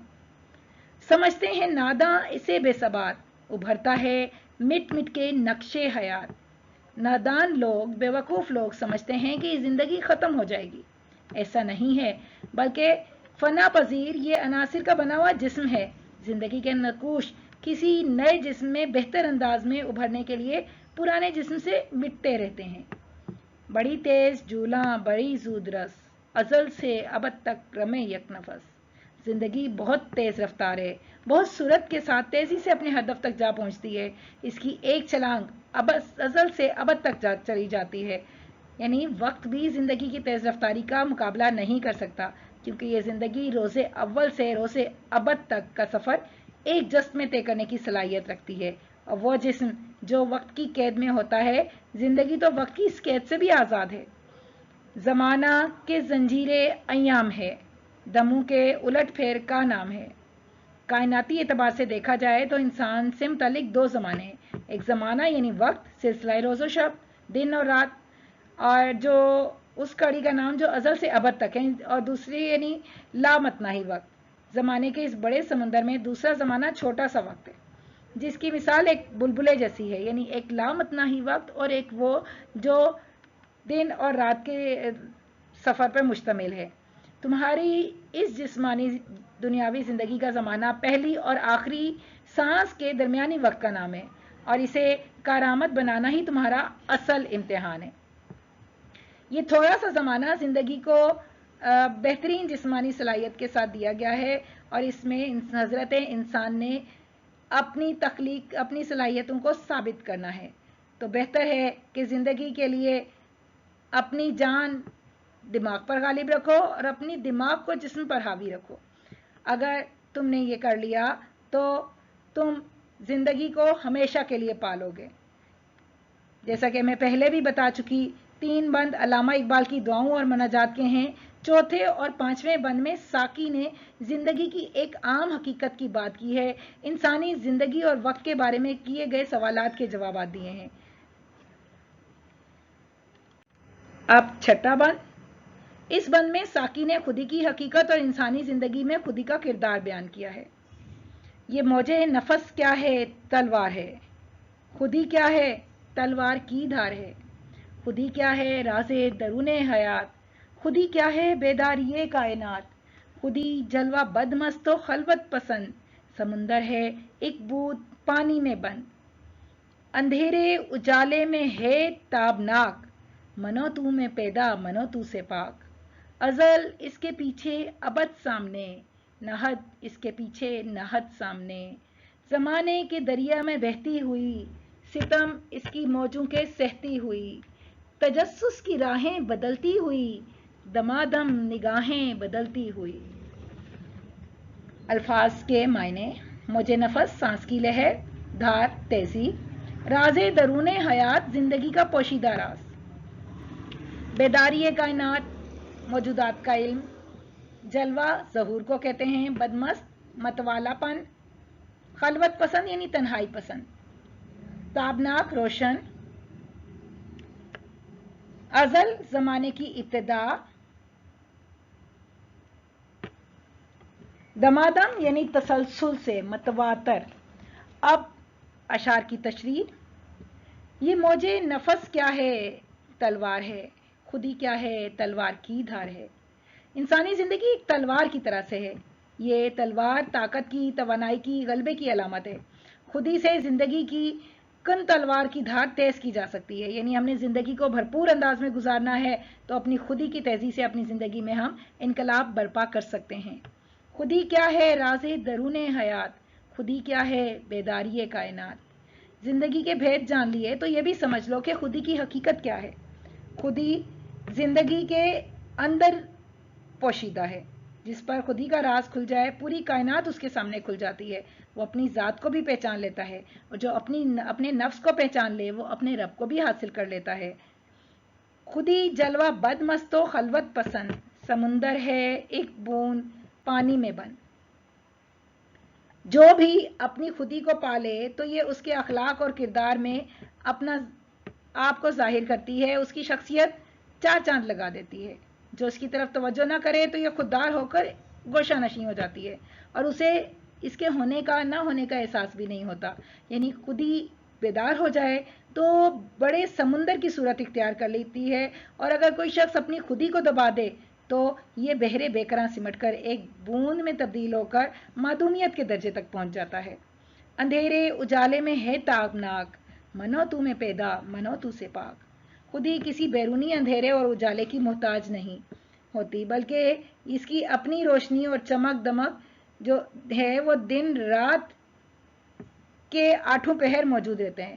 یعنی جو بھی اپنی خودی کو حاصل کرنا چاہے وہ خودی کی تابناکی ہر وقت اس کے لیے موجود ہے، اور اگر کوئی اپنی خودی کو ہی نہیں سمجھتا تو یہ خود بھی بری ذمہ ہو جاتی ہے۔ ازل اس کے پیچھے ابد سامنے، نہد اس کے پیچھے نہد سامنے۔ یہ خودی یا روح ازل سے پہلے ابد کے بعد بھی موجود رہے گی، وقت کی قید سے، زمانے کی قید سے آزاد ہے، یعنی اس پر زمانی اور مکانی پابندیاں لاگو نہیں ہوتی۔ زمانے کے دریا میں بہتی ہوئی، ستم اس کی موجوں کے سہتی ہوئی۔ جب یہ خودی زمان اور مکان سے آزاد تھی تو اس کو اپنے آپ کو ظاہر کرنا تھا، تو جسم اور وقت کی ضرورت پیش آئی۔ پہچانے جانے کی خواہش میں یہ جسم کی تلاش میں زمان و مکان کے گہرے دریا میں کود گئی۔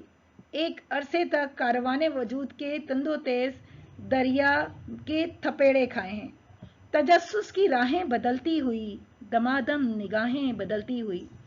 چونکہ خودی کو اپنے آپ کو ظاہر کرنا تھا، ایک ایسا جسم جس میں وہ اپنا جلوہ دکھا سکے، تو وہ جستجو کی راہیں بدل بدل کر اپنی متلاشی نگاہوں سے آس پاس کا جائزہ لیتے ہوئے زمانے کے دریا میں رواں دواں رہی، تاکہ کسی مناسب وقت پر کوئی موزوں جسم مل جائے جس میں وہ سما کر اپنی شناخت کروا سکے۔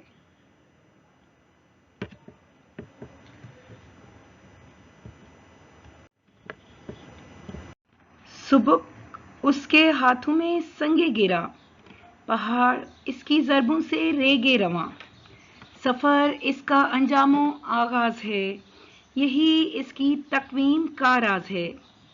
کرن چاند میں ہے شرر سنگ میں، یہ بے رنگ ہے ڈوب کر رنگ میں۔ اسے واسطہ کیا کم و بیش سے، نشیب و فراز و پس و پیش سے۔ ازل سے ہے یہ کشمکش میں اسیر، ہوئی خاک آدم میں صورت پذیر۔ خودی کا نشیمن تیرے دل میں ہے، فلک جس طرح آنکھ کے تل میں ہے۔ پہلے الفاظ و اصطلاحات کے معنی۔ سبک کا مطلب ہلکا، گراں بھاری۔ تقویم وجود کو، بنیاد کو، خمیر کو کہتے ہیں۔ واسطہ غرض ہونا، پس و پیش فکر، اندیشہ، شش و پنج۔ نشیمن مسکن۔ اب اشعار کی تشریح۔ سبک اس کے ہاتھوں میں سنگے گرا، پہاڑ اس کی ضربوں سے ریگے رواں۔ خودی بے پناہ طاقت کی حامل ہے اور زندگی سے بھی زیادہ قوت رکھتی ہے۔ بڑے سے بڑا پتھر بھی اس کے ہاتھوں میں ہلکا ہو جاتا ہے، اونچے اونچے پہاڑوں کو پیس کر باریک ریت میں تبدیل کر سکتی ہے۔ سفر اس کا انجام و آغاز ہے، یہی اس کی تقویم کا راز ہے۔ خودی ہمیشہ سفر میں رہتی ہے، ازل سے پہلے اور ابد کے بعد تک اس کا سفر جاری رہے گا۔ یہ زمان اور مکان کی قید سے آزاد ہے، اور اس کے خمیر کا راز اس کا ہمیشہ رہنا ہے۔ یعنی اس کے سفر کا آغاز کائنات کی تخلیق سے بھی بہت پہلے ہوا، اور سفر کائنات کے ختم ہونے کے بعد بھی جاری رہے گا۔ किरण चांद में है शरर संग में, ये बेरंग है डूब कर रंग में। किरण चांद में मौजूद होती है लेकिन हमें किरण दिखाई नहीं देती, चांद मुकम्मल तौर पर दिखता है। बिल्कुल ऐसे ही पत्थर में चिंगारी मौजूद होती है लेकिन हम चिंगारी को नहीं देख सकते, पत्थर हमें नजर आता है। बिल्कुल खुदी भी इसी तरह हर रंग इख्तियार कर सकती है लेकिन खुद पर किसी का रंग चढ़ने नहीं देती। यानी यहाँ मुराद यह है कि वो शख्स जो साहिब खुदी हो और वो शख्स जो अपनी खुदी से ही ना वाकिफ हो, दोनों एक जैसे लगते हैं लेकिन अखलाक और किरदार के एतबार से दोनों एक दूसरे के मुख्तलिफ, बिल्कुल मुखालिफ होते हैं, मुख्तलिफ होते हैं, जिद होते हैं। इसे वास्ता क्या कमो बेश से, नशेबो फराजो पसो पेश से। खुदी किसी से कोई वास्ता नहीं रखती, किसी फायदे से उसे सरोकार नहीं। ये वो चीज है जो हर तरह के नशेबो फराज से ऐसे गुजर जाती है जैसे वो उसे जानती ही ना हो। खुदी के जेरे असर इंसान मगरूर नहीं रहता। अजल से है ये कशमकश में असीर, हुई खाके आदम में सूरत पजीर। जिस रोज अल्लाह ताला ने कायनात को तख्लीक फरमाया, उसी दिन से खुदी अपने लिए जिस्म की तलाश के लिए सरगर्म अमल हो गई। इसे कोई ऐसा जिस्म पसंद नहीं आया जिसमें ये ज़हूर पजीर होती। फिर अल्लाह ताला ने जब फरिश्तों के सामने आदम की तख्लीक का इरादा जाहिर फरमाया तो खुद ही को भी अपना ठिकाना मिल गया। खुदी ने अल्लाह रब्बुल इज़्ज़त से दरख्वास्त की कि मुझे आदम की जान में दाखिल कर दें, और अल्लाह ताला ने आदम की जिस्मानी तख्लीक मुकम्मल की और खुदी यानी रूह को उसमें फूंक दिया। बिलाखिर खुदी की सदियों की जस्तजू खत्म हुई और हजरत आदम अलैहिस्सलाम की सूरत उसे अपना घर भी मिल गया। यह खुदी ही है जिसकी बदौलत आदम को अशरफुल मखलूकात होने का शर्फ हासिल हुआ, और इसी खुदी यानी रूह की बुनियाद पर अल्लाह ने ज़मीन पर इंसान को अपना नायब बनाया। खुदी का नशेमन तेरे दिल में है, फलक जिस तरह आंख के दिल में है। गौर करें तो खुदी हमारे जिस्म में कहाँ है, हमें ये दिखाई नहीं देती। जिस तरह शऊर मौजूद होता है, इसी तरह से खुदी का यानी रूह का भी अपना वजूद है और इसका ठिकाना दिल है।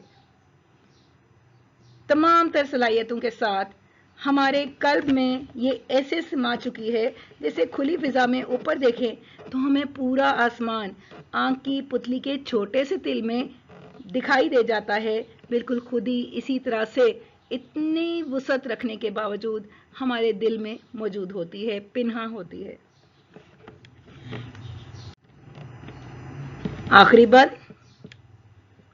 इस आखिरी बंद में इकबाल ने अल्लाह की ज़बान से खुदी की निगहबानी के उसूल बताए हैं, यानी साकी बंदा मोमिन से मुखातिब होकर खुदी की निगहबानी के उसूल बताता है, मुसलमानों की पस्ती के असबाब और हल तजवीज़ करता है।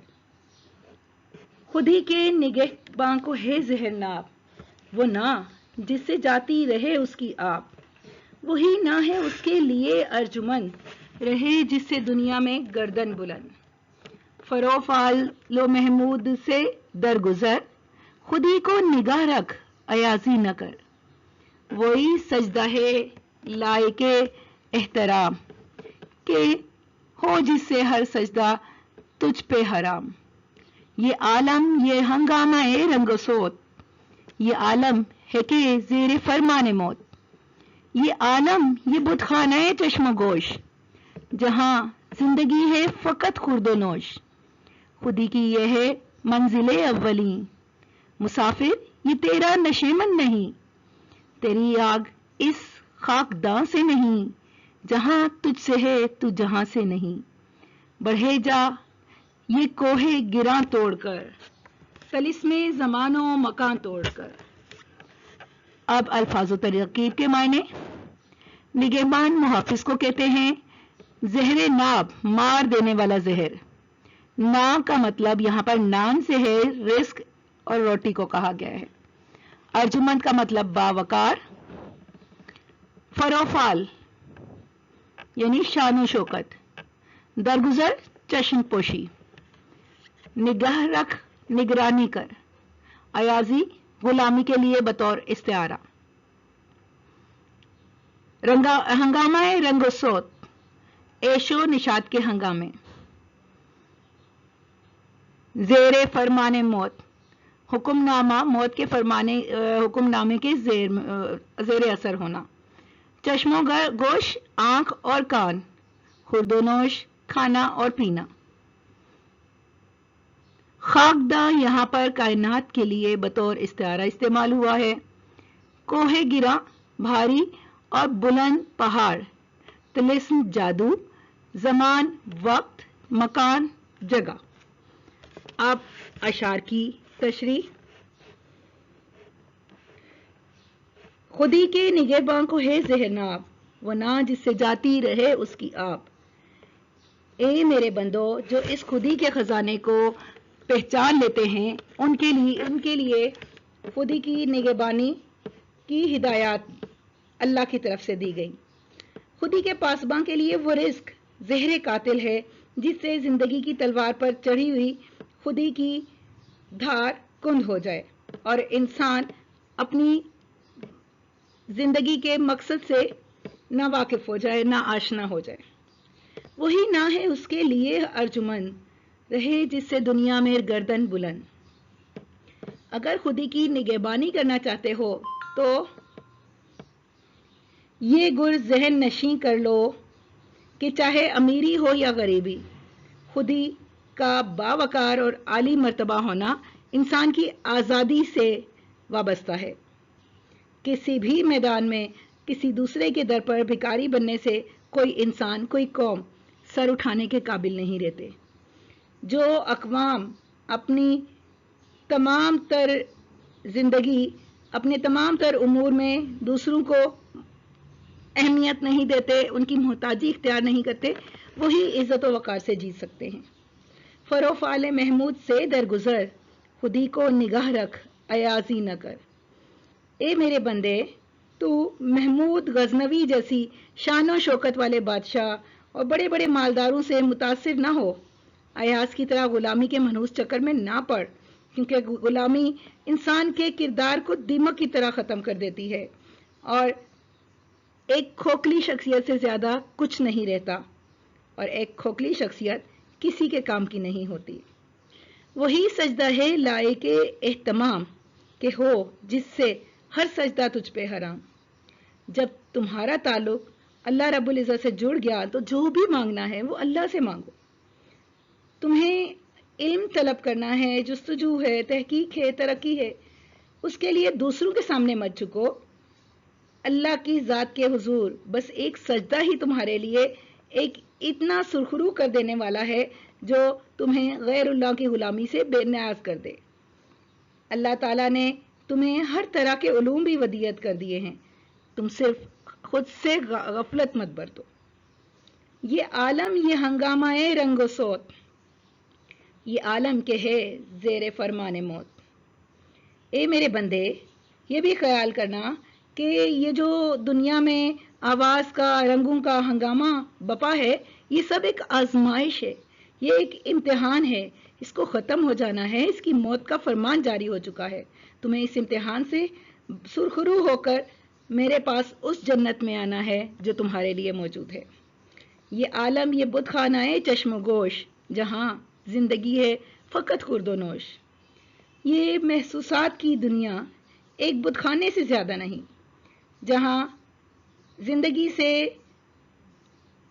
بے بہرا انسان اور ان کی آنکھیں اور کان کھانے پینے کو اپنی کل حیات سمجھ لیتے ہیں، اپنی تمام تر توانائی اسی رزق میں ضائع کر دیتے ہیں جو ان کا مقدر پہلے سے ہے، اور میری محبت کو نہیں سمجھتے۔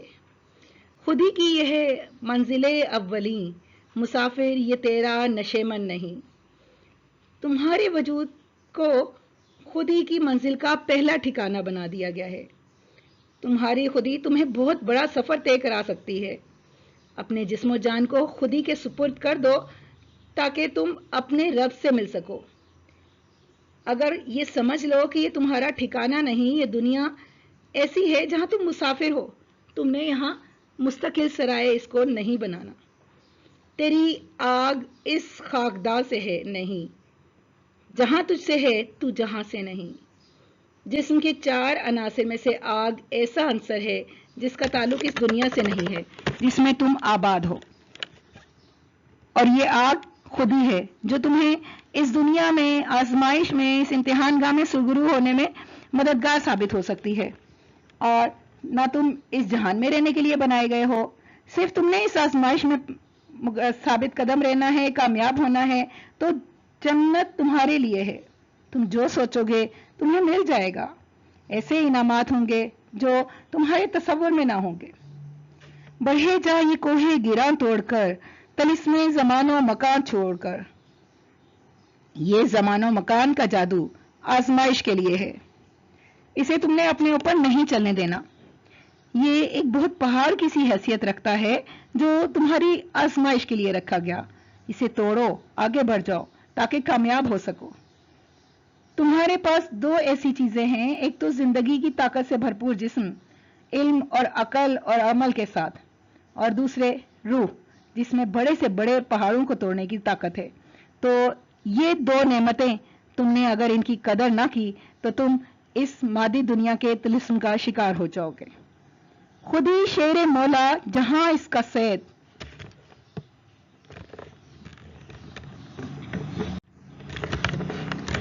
خود ہی شیر مولا جہاں اس کا صید، زمیں اس کی صید، آسماں اس کا صید۔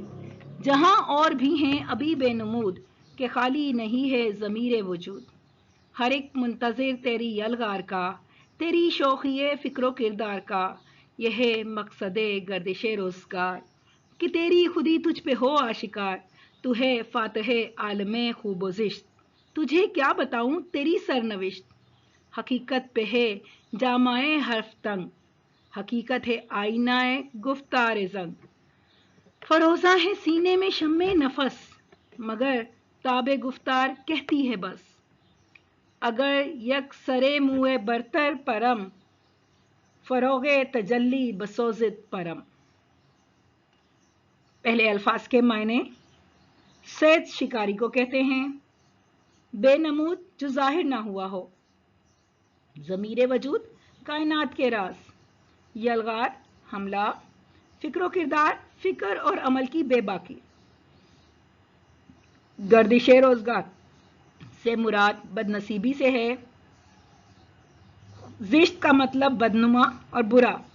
سرنوشت عنوان۔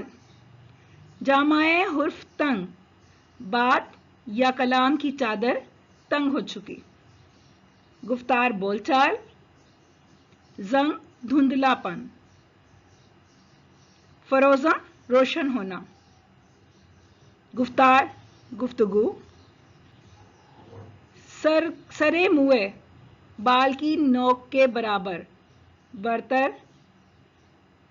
اوپر، پرم بڑھنا، فروغ تابناکی، تجلی جلوہ، بسوزد جلا دینا۔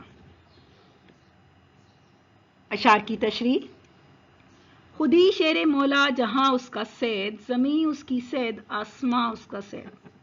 خودی مولا کا وہ شیر کہ جس کا کام ہی اس جہان کو، اس زمین اور آسمان کو شکار کرنا ہے۔ اس شیر کے بلبوتے پر تم کائنات کی ہر چیز کو فتح کر سکتے ہو۔ اگر تم نے مولا کے اس شیر کو زمان و مکان کی تسخیر کے لیے استعمال نہ کیا اور دنیا پرستی کی ایک قید میں اسے بھوکا رکھ چھوڑا تو تم بہت بدقسمت ہوگے۔ جہاں اور بھی ہیں ابھی بے نمود کہ خالی نہیں ہے ضمیر وجود۔ خودی کے اس شعر کو تم صحیح سمت پر شکار کے لیے لگا دو گے تو دنیا میں بہت سے ایسے میدان عمل ہیں جو اب تک کسی کے سامنے ظاہر ہی نہیں ہوئے۔ وجود کا یہ وسیع و عریض ضمیر جستجو تحقیق کے ممکنات سے بھرا ہوا ہے۔ ہر ایک منتظر تیری یلغار کا، تیری شوخی فکر و کردار کا۔ تم یہ سوچتے تھے کہ تمہاری ترقی کے راستے نہیں رہے، میدان باقی نہیں رہے، زندگی کی حقیقت بھی روشن ہو چکی، تو اب جاؤ کائنات کی روانی دوانی اور اپنی خودی سمجھ لو۔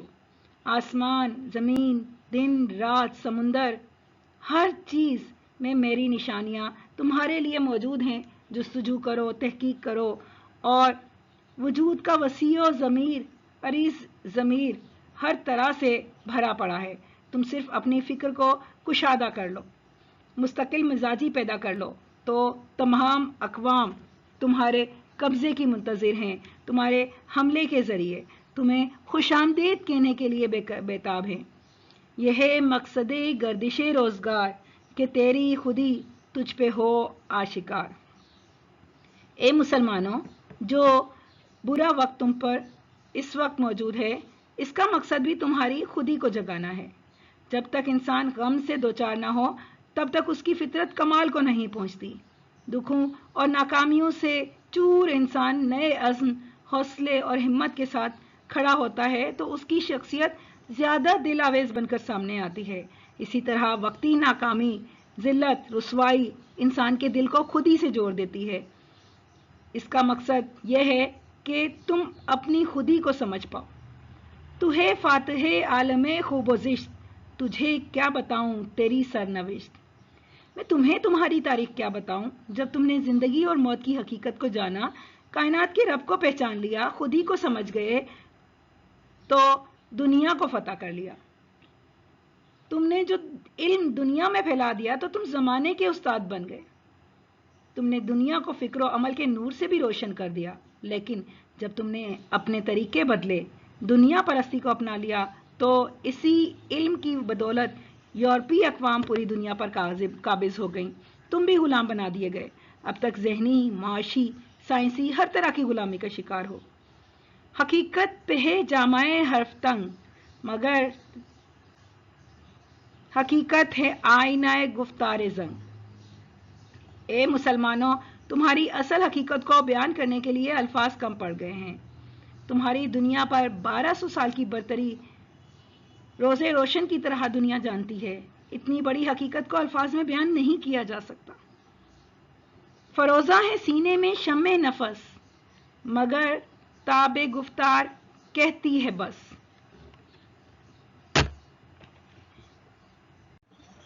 اے مسلمانوں، تمہارے سینے میں خودی کی شمع روشن ہے۔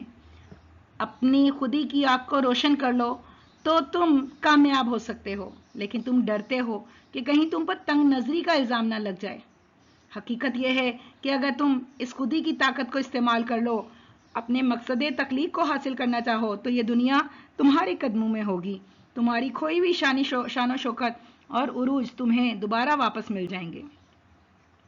اگر یک سرے موئے برتر پرم، فروغ تجلی بسوزد پرم۔ ساقی کا جواب سن کر بندہ مسلم پکار اٹھتا ہے کہ میرے سینے میں خودی کی شمع روشن ہو گئی، میں اپنی حقیقت کو جان چکا۔ اب اگر اس سے زیادہ کچھ کہا تو میرا سینہ اپنی اس خودی کے سوز سے جل جائے گا۔ یا الہ العالمین، میں بیدار ہو گیا، میں نے تجھے پہچان لیا، اپنی خودی کو شناخت کر لیا، زندگی کا مقصد پا لیا۔ میں زندگی کے ہر شعبے میں اپنی محنت سے بلند مقام حاصل کر کے ترقی کروں گا۔ سائنس، ٹیکنالوجی، علم و ہنر کے میدانوں میں محنت کر کے دنیا میں عروج حاصل کروں گا۔ اور اب اس نظم کے اگر بنیادی نقطے کی بات کی جائے تو اگرچہ بنیادی نقطہ بہت طویل ہو سکتا ہے، کیونکہ اقبال زندگی کی بات کرتے ہیں۔ مسلسل حرکت کا نام ہے، جہد مسلسل سے عبارت ہے، اسی لیے مسلمانوں کو عمل کا پیغام دیتے ہیں اور سکوت کو موت سے تعبیر کرتے ہیں۔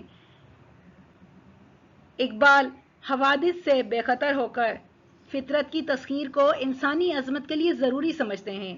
مسلمانوں کے زوال اور ذہنی پستی کا سبب اسلامی نظریات سے دوری کو خیال کرتے ہیں کہ کفریہ نظریات اختیار کر کے اسلامی نظریات سے دور ہو گئے۔ اسی لیے اس نظم میں وہ اللہ کے حضور دعا گو ہیں کہ مسلمانوں میں وہی جذبہ بیدار کر دے جو ابتدائے اسلام میں مسلمانوں کو حاصل تھا۔ اور اب تنقیدی جائزہ۔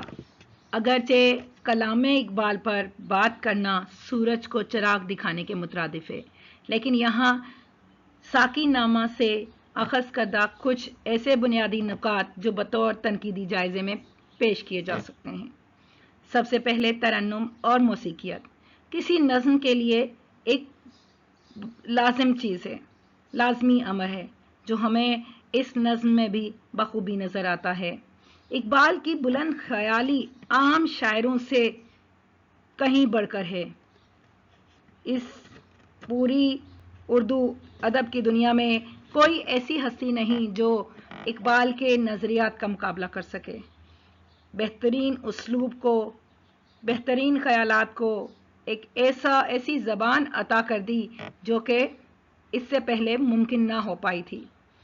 नज़्म में हकीकत पसंदी का अंसर हमें गालिब दिखाई देता है और शायर अपने खुलूस के साथ, पूरी नेकनियती के साथ मुसलमानों के ज़वाल के असबाब पर बात करते हैं और उनके लिए अल्लाह रब्बुल इज़्ज़त की तरफ से हल भी तजवीज़ करते हैं।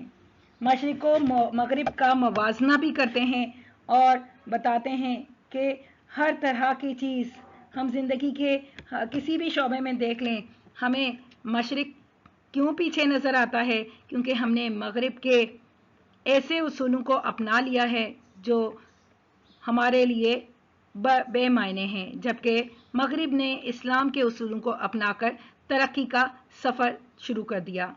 इकबाल मुसलमानों के लिए ये हल तजवीज़ करते हैं कि हम इश्क़ इलाही की बदौलत दुनिया को तस्ख़ीर कर सकते हैं, और इकबाल भी आरज़ूमंद हैं कि उम्मत मुस्लिमा को उसका खोया हुआ वक़ार अता हो जाए।